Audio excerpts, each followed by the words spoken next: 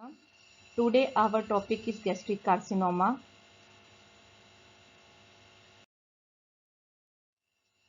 Stomach is J-shaped. It has two surfaces, the anterior and posterior, two curvatures, the greater curvature and the lesser curvature, two orifices, the cardia and pylorus, and it has fundus, body and pyloric antrum. Here all the parts are designed and shown. Blood supply is via left gastric artery, right gastric artery, right gastroepiploic artery, left gastroepiploic artery, and short gastric arteries, which are branches of the celiac trunk, superior mesenteric artery. The lymphatic drainage is according to stations, and the station 1 and 3 drain directly into the cisterna chyli, while station 2 and 4 drain via subpyloric nodes. Gastric cancer. Stomach cancer begins when the cancer cell forms in the inner lining of stomach. These cells can grow into a tumor. The disease usually grows slowly over many years.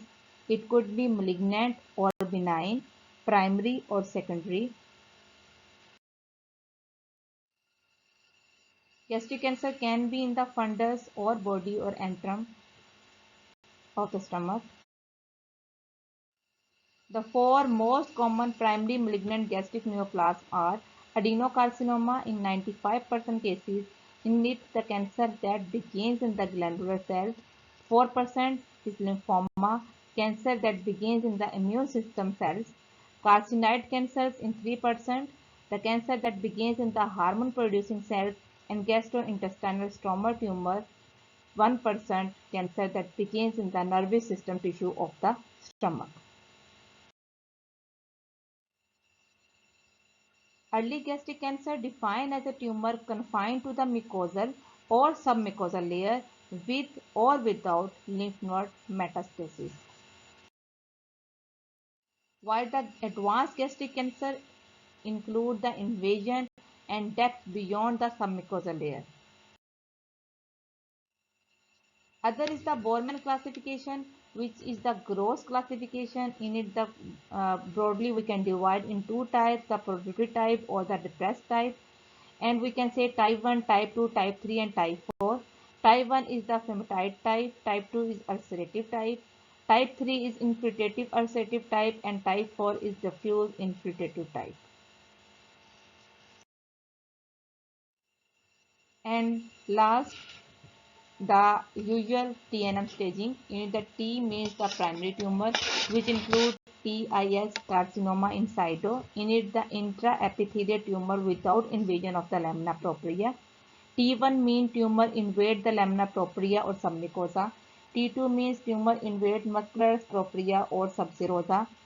In T3, tumor penetrates serosa, visceral peritoneum without invasion of the adjacent structure. And T4 is the clinical manifestation with tumor invade adjacent structures.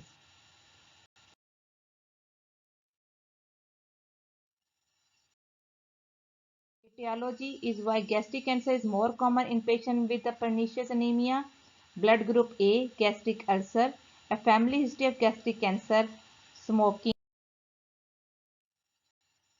overweight or obese patient, stomach surgery for an ulcer, Epstein-Barr virus infection, working in coal, metal, timber or lumber industries, exposure to the asbestosis, infection with Helicobacter pylori, in case of long-term stomach inflammation, or person had a polyp larger than 2 centimeter in stomach, a diet high in smoked, pickled or salty foods. Sign and symptoms. Early gastric carcinoma presented in 80% cases with no symptoms. Maybe during screening you can pick it up.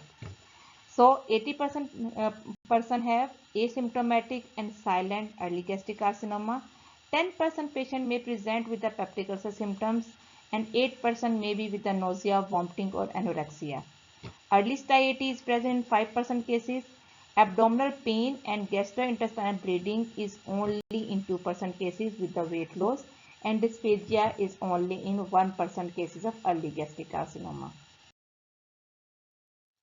While in case of advanced gastric cancer, 60% patients present with the weight loss and 50% patients also have the abdominal pain. In 30% patients, there is nausea, vomiting and anorexia, and dysphagia, gastrointestinal bleeding and early satiety with peptic ulcer symptoms are present in 20% cases. Only 5% patients can present with abdominal mass or fullness, and while 5% patients may remain asymptomatic or silent even after advanced gastric carcinoma. You know who is he? Napoleon Bonaparte.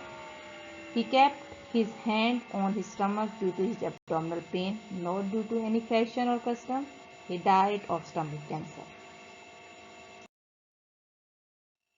There are some hidden symptoms of stomach cancer: difficulty in swallowing, feeling full after small meal, rectal bleeding, nausea, vomiting, heartburn, indigestion, pain in abdomen, and unexplained weight loss.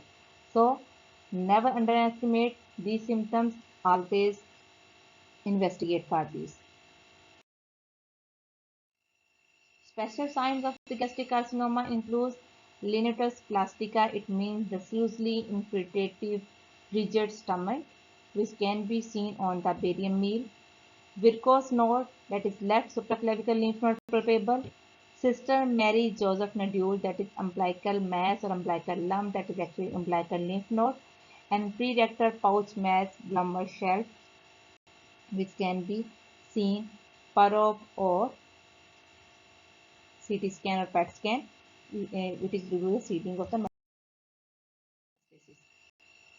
Here you can see the varicose node and the Sister Mary Joseph nodule. Sister Mary Joseph actually a nurse who first noticed that a nodule in the umbilicus often associated with the advanced gastric ulcer. Sometimes patients directly present with a complication of the gastric cancer, which include the peritoneal and pleural effusion, obstruction of gastric outlet or small bowel obstruction, sometimes with bleeding or intrahepatic jaundice by the hepatomegaly.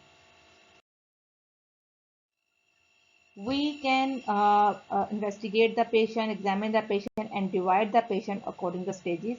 Stage 1 is the tumor is limited to the layer of the tissues that line the inside of the stomach, and cancer cell may also have spread to a limited number of the nearby lymph nodes. In stage 2, the spread of cancer is deeper, growing into the muscular layer of the stomach wall, and some more lymph nodes are involved. In stage 3, the cancer may have grown through all the layers of the stomach and spread to the nearby structures as well. It may be a smaller cancer that spread more extensively into the lymph node. And stage 4, that spread into the distant areas of the body. Other staging system is Japanese staging system or PHNS staging system. P factor mean the peritoneal dissemination. H factors mean the presence of the hepatic metastasis. N factor mean lymph node involvement, and S factor means serosal invasion. So what test we have to perform for the suspected cases? First of all, the blood test check for the anemia, which may be caused by the bleeding, liver dysfunction or poor nutrition. Test for the presence of H. pylori bacteria and fecal occult blood test. Tumor markers can also be done, that CEA, CA19-9 or CA124. The best way to stage the tumor locally is via endoscopic ultrasound. It gives 80% information about the depth of the tumor, penetration to the gastric wall, and the lymph node involvement. More than 5 mm size lymph node, perigastric and celiac are visible on the endoscopic ultrasound. Gastric cancer regions confined to the mucosal layer, endoscopic ultrasound is helpful in staging. You can see in this picture. There are some endoscopic features of the gastric cancer. Esophagogastroduodenoscopy. In this endoscopy, you can see there are three peaks which show the lumps or the uh, physically gross gastric carcinoma. If there is some suspicion, then we can take the biopsy, a small piece of tissue from the stomach, to look under the microscope for sign of the cancer cells. It might be done during the endoscopy. Other radiology test is the X-ray with barium. This will coat the whole of the stomach lining and show the stomach more clearly. These are some pics how you can see the stomach after carcinoma. Next is a CT scan for more clearing the spread as well as the adjacent organs involvement. MRI to check for the lymph node, either benign or malignant involvement, as well as the distant mets. And finally the PET scan, positron emission tomography, scanning the whole body with the A18F fluorodeoxyglucose, which accumulate more in the tumor cells. This modality is most useful in evaluation of distant metastasis in gastric cancer, but can also be useful in loco-regional staging. PET scan is most useful when combined with the spiral CT and should be considered before major surgery, especially in patients with multiple medical comorbidities. This is the way how you can see the cancer as well as mets on the PET scan. So detection of early gastric carcinoma is our major aim. This can only be done via the screening procedure. Endoscopic screening of general population or of high risk person is essential for detection of early gastric carcinoma. Careful observation is also essential. Japan is the only country that had conducted large nationwide mass population screening of the asymptomatic individual for gastric malignancy. Differential diagnosis on endoscopy or barium studies is with the gastric ulcer and pyloric stenosis. Whenever you saw an ulcer on the endoscopy, ask yourself it is benign or malignant. Benign is usually round, regular, oval, punch out with smooth margin, mostly on the lesser curvature, usually less than 2 centimeter, and with normal adjoining ruger folds. While malignant is usually with irregular outlines, irregular margin, hemorrhagic background, necrotic backgrounds, can be anywhere of any size with prominent and edematous rugal folds. Last is the treatment. Definitely surgery. Surgical resection is the only curative treatment for gastric cancer. Obvious exceptions include the patient who cannot tolerate an abdominal procedure or the patient with other comorbidities and with a metastatic disease. The goal of curative surgical treatment is resection of all tumor. The all margin, proximal, distal, radial should be negative, and an adequate lymphadenectomy should be accomplished. Generally, the surgeons strive for a grossly negative margin for at least 5 cm. Some gastric tumor, particularly the diffuse variety, are quite infiltrative and tumor cells can extend well beyond the tumor mass which is grossly visible. Thus, gross margin beyond 5 cm may be desirable. More than 15 resected lymph nodes are also required for adequate staging. The primary tumor may be resected en bloc with adjacent involved organs like distal pancreas, transverse colon, spleen during the course of curative gastrectomy. Orthopalliative gastrectomy may be indicated in some patients with obviously incurable disease, but most patients present with stage 4 gastric cancer can be managed without any major operation. So what is the extent of gastrectomy? The standard operation for the gastric cancer is radical subtotal gastrectomy. Subtotal gastric resection typically entails ligation of left and right gastric as well as the gastric epiploic arteries at the origin. Then en bloc removal of the distal 75% of the stomach, including the pylorus, and 2 cm of the duodenum. The greater and lesser omentum and all associated lymphatic tissues are also removed. Reconstruction. Reconstruction is usually by the Billbrook 2 gastrojejunostomy, but if the small gastric remnant is if very small gastric remnant is left, that is less than 20%, then Roux-en-Y reconstruction is more better. The operative mortality is around 2 to 5%. Radical subtotal gastrectomy is generally deemed to be an adequate cancer operation provided that the histopathology state result in tumor-free margins, more than 15 lymph nodes, and resection of all the gross tumor. In the absence of the involvement of direct extension, the spleen and pancreatic tails are not usually removed. In this pic, you can easily see how there is a subtotal gastrectomy and sometimes the total gastrectomy, and how we can reconstruct the remnants.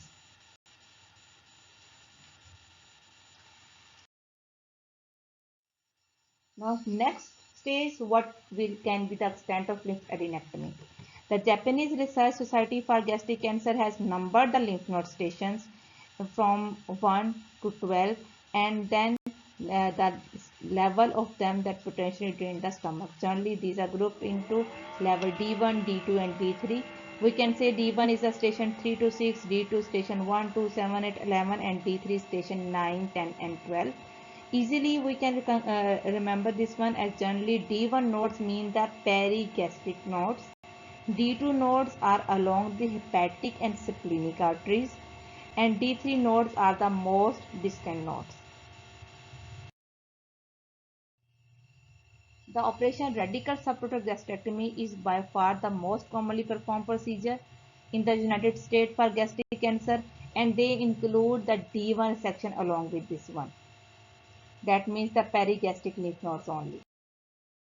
In Asia and specialized centers, the operation include the D2 gastrectomy, which involve a more extensive lymphadenectomy, removal of the D1 as well as the D2 level nodes.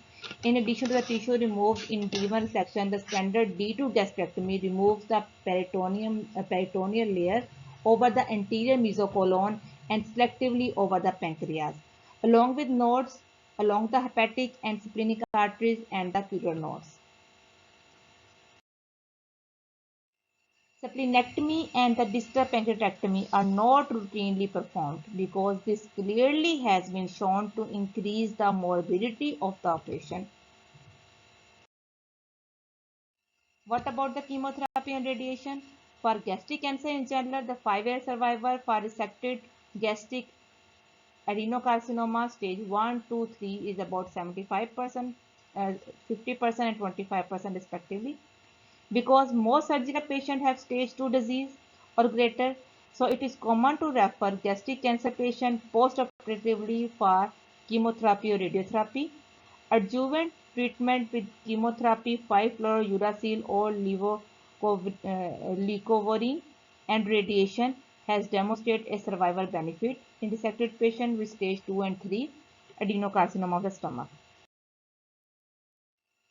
Agents that have shown activity against gastric cancer include 5-fluorouracil, doxorubicin, and methotrexate.